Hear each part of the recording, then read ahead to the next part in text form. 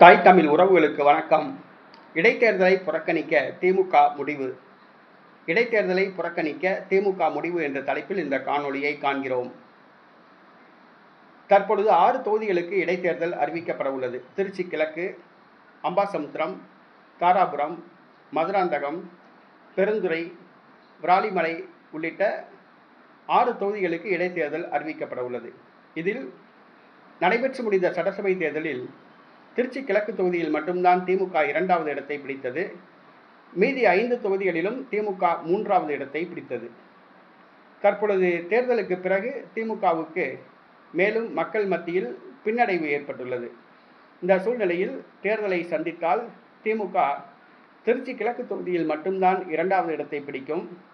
மற்ற 5 தொகுதிகளிலும் 3வது இடத்துக்கு தள்ளப்படும் அல்லது 2வது இடத்துக்கு கடும் போட்டியை சந்திக்க வேண்டியது வரும்.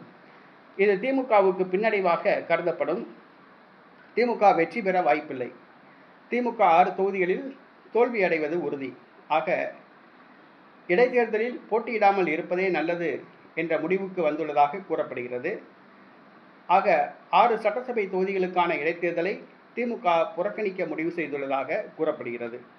ஏனென்று சொன்னால் இடைத்தேர்தல்களில் ஆளுங்கட்சி தான் வெற்றி பெறும்.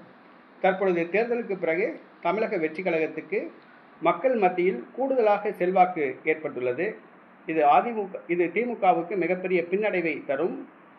திமுக 6 தொகுதியில் போட்டியிட்டு மண்ணை கவ்வினால் மேலும் திமுகவுக்கு பின்னடைவை தரும். ஆக கௌரவமாக தேர்தலிலிருந்து விலகுவது, தேர்தலை புறக்கணிப்பது நல்லது என்ற முடிவுக்கு திமுக வந்துள்ளதாக கூறப்படுகிறது.